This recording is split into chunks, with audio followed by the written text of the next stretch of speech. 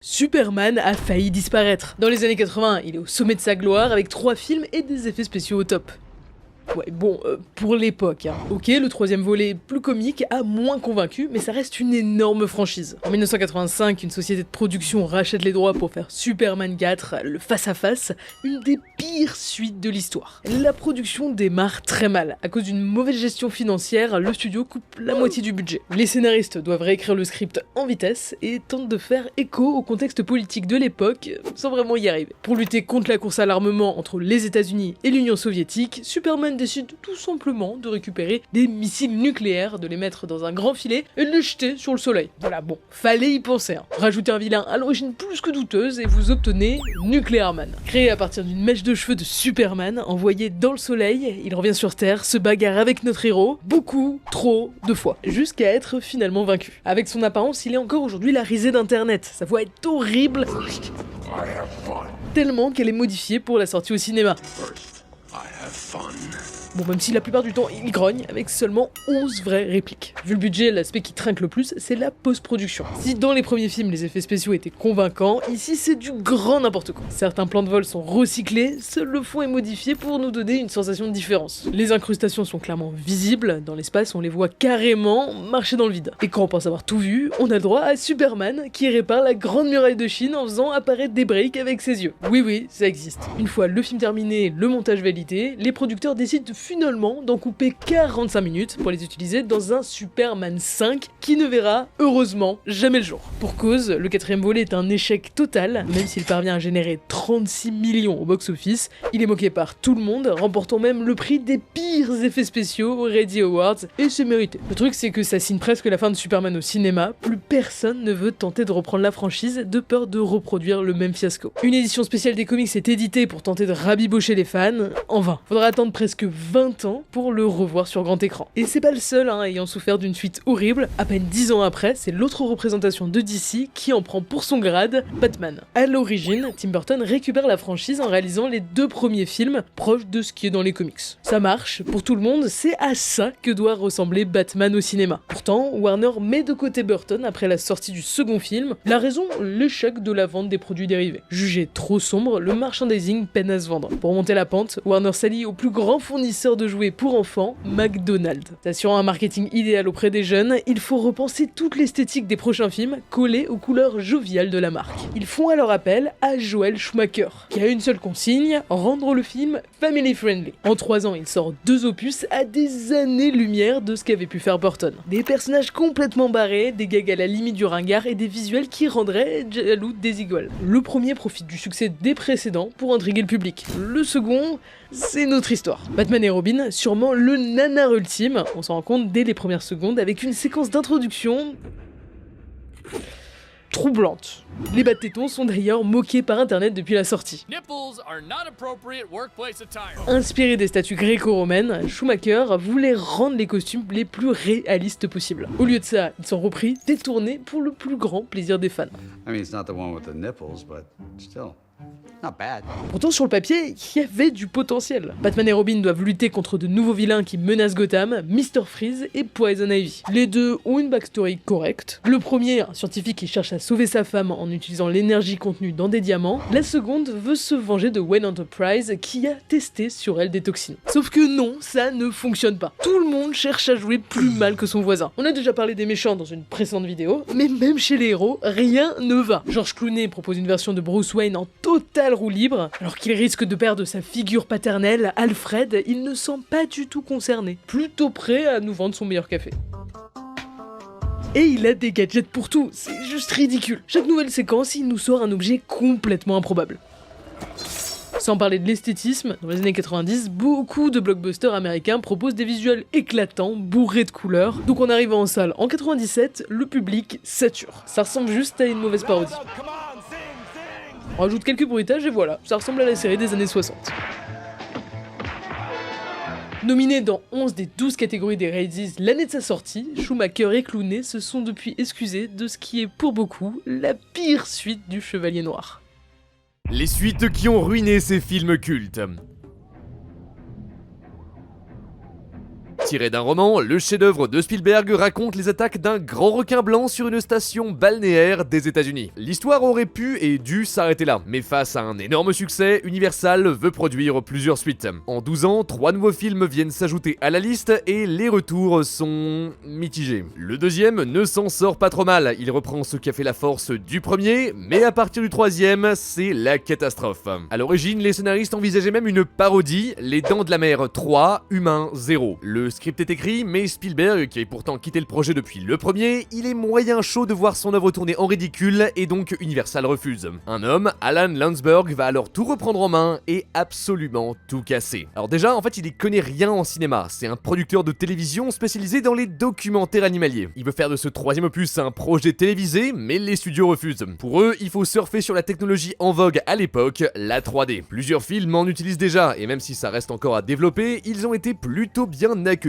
par le public. C'est décidé, en 83 sort ce qui doit être le renouveau de la saga, Jaws 3D. Pour le coup, le script n'est pas mauvais, ça se passe dans un parc aquatique et les personnages font face aux attaques répétées d'une famille de requins. Pourquoi c'est nul? Eh bien il faut le demander à Alan Landsberg. Après tout, c'est un producteur, il pense d'abord à l'argent. Quand il apprend qu'il va devoir tourner sous l'eau avec des maquettes de requins, il pense avoir une bien meilleure idée, réutiliser des plans de ses documentaires. Sauf que du coup, il faut tout convertir en images 3D. Une première société d'effets spéciaux s'en occupe et ça met un temps fou à modéliser. Parce que oui, à l'époque, passer une image en 3D, c'est nouveau, c'était un travail énorme. Mais pourtant, à 2 mois de la sortie du film, Landsberg les vire. Il les remplace par une autre société qui doit tout retravailler. Au final, ça sort à temps et ce qui était censé être le climax du film, le moment le plus fort, eh bien ça donne ça.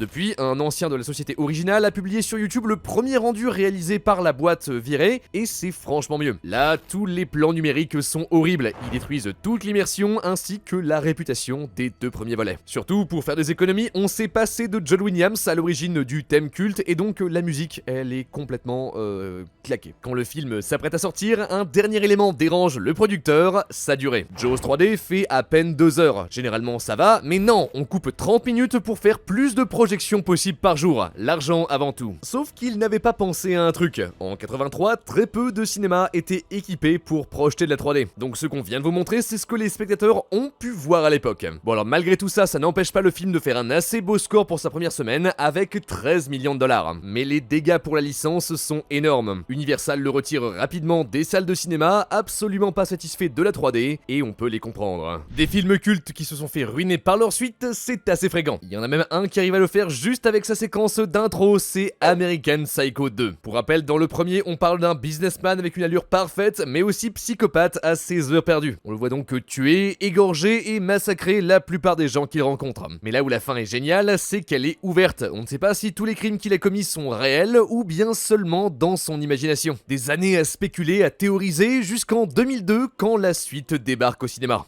And it changed my life forever. Ok, donc déjà tout était vrai, mais surtout il s'est fait tuer comme ça, dans le dos, par une gamine. À la base, c'était pas du tout censé être une suite à American Psycho. Initialement nommée La fille qui ne voulait pas mourir, ça n'avait aucun lien à part juste des meurtres en série. Mais début 2000, les studios recherchent des projets faciles, qui peuvent être tournés rapidement, pour les diffuser directement sur une plateforme de vidéo à la demande, sans les sortir au cinéma. Le script arrive entre les mains des producteurs qui voient la possibilité de lier les deux et surtout de profiter du succès du premier volet. Le truc c'est que même les acteurs n'étaient pas au courant. Certains l'ont appris pendant le tournage et ont ensuite regretté d'avoir joué dedans. Et ils avaient raison, l'histoire est nulle. Une étudiante en criminologie rêve de devenir une assistante personnelle au FBI pour arrêter des tueurs en série. Et pour ça, quelle meilleure idée que d'éliminer toutes les personnes qui pourraient la gêner. Le film n'a aucune subtilité. En fait, si le premier était bon, c'était surtout pour sa critique du capitalisme. Mais là, aucune profondeur. L'héroïne tue juste pour se rapprocher de son objectif. Genre, elle élimine un élève qui a des meilleures notes qu'elle et un autre qui couche avec son professeur. Enfin, y a aucun thème, c'est nul. Et quand on pense avoir touché le fond, alors le film nous offre l'un des twists les plus pauvres de l'histoire. Lors d'une course-poursuite avec la police, l'héroïne chute d'une falaise et sa voiture explose. Sauf qu'en fait, elle est vivante. 2 ans plus tard, elle arrive même à bosser au FBI en prenant l'identité d'une de ses victimes. Voilà, elle a berné tout le monde, elle a gagné, et le film se termine sur un choix musical assez bizarre. It would be as if I've done nothing at all. Alors oui, c'est la vraie fin, on n'y a pas touché. On aurait aimé, mais non, c'est une YouTube poupe à ce niveau-là quoi. Évidemment, les retours sont très mauvais. L'auteur du roman original appelle même au boycott du projet qui le juge juste dégradant. Bon alors, le mal est fait, mais heureusement, grâce à sa diffusion uniquement en vidéo à la demande, il passe assez inaperçu et n'entache pas réellement tout ce qui a été apporté par American Psycho. La malédiction de Jim Carrey.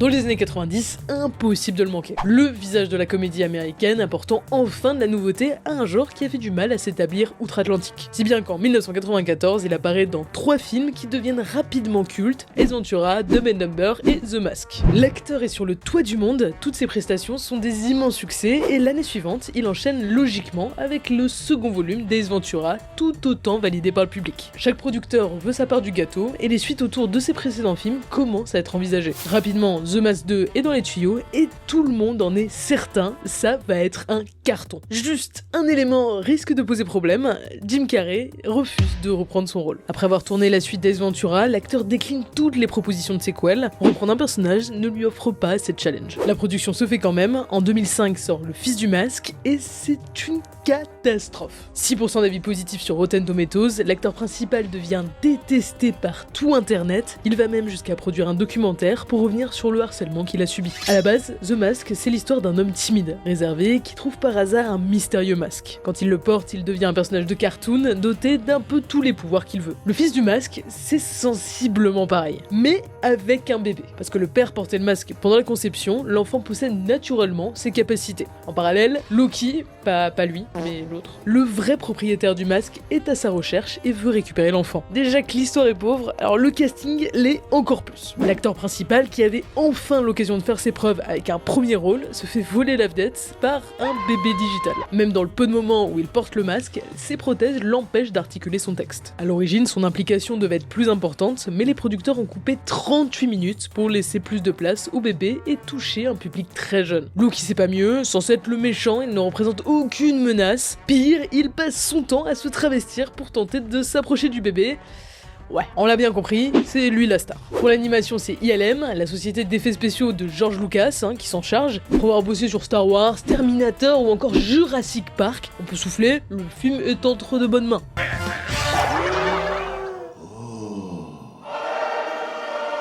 Ouais, bah comme quoi, tout le monde a des jours sans. Les effets spéciaux sont une horreur. L'enfant est remplacé 90% du temps par une version 3D bourrée de défauts. Tout est prétexte à faire rire les plus jeunes. Des fois, ça frôle l'horreur. Oui, carrément. Le film sort, tout le monde se rejette la faute. Sur YouTube, l'acteur principal a posté une dizaine de vidéos où il raconte ce qu'aurait dû être le projet. Pour lui, ce sont les producteurs qui, en voulant avoir le dernier mot sur le montage, ont tout ruiné. Bon, le public n'est pas vraiment de cet avis.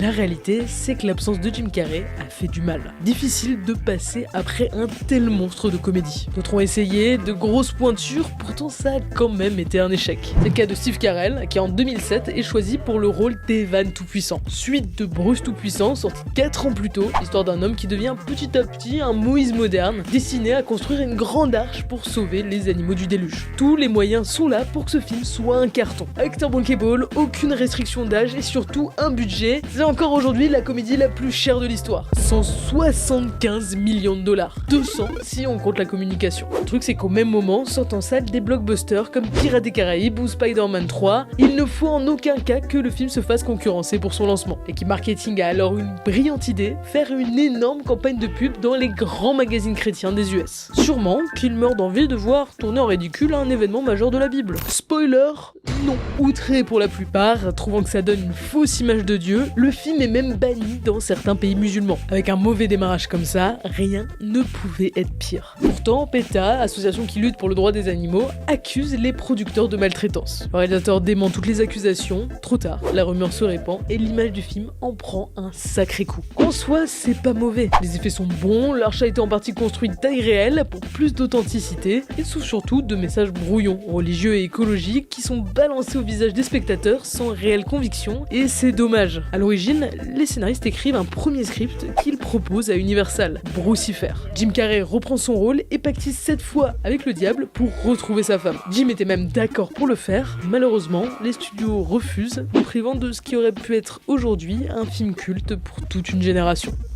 Faire une bonne suite, c'est compliqué. À trop vouloir étendre l'univers, il y a un risque de perdre des spectateurs en route qui ne retrouvent plus ce qui a fait le charme du départ. Après, l'inverse existe aussi. Parfois, les seconds volets sont tellement bons qu'ils dépassent leurs prédécesseurs. Le truc, c'est que le cinéma est une industrie qui brasse des millions. Chaque nouveau film est une prise de risque, un pari qui peut rapporter gros ou pas. C'est pour ça que souvent, les producteurs préfèrent miser sur des valeurs sûres. Reprendre une licence connue, c'est déjà avoir une partie du public dans la poche. En ce moment, avec Star Wars, Marvel, Spider-Man, on croule sous les suites. Il y a presque plus rien d'original au cinéma. Sauf que à force de faire ça, les concepts s'essoufflent. On en vient à moins apprécier les franchises qui nous faisaient pourtant rêver il y a 10 ans. Après, tout n'est pas perdu. Si beaucoup de suites sont là avant tout pour récupérer de l'argent, certaines s'en sortent quand même. Elles existent aussi pour rendre hommage et faire vivre un univers qui a parfois marqué une génération. C'est la différence entre les nanars et les navets, ceux qui ont été faits avec une âme et ceux qui ont été faits pour rien.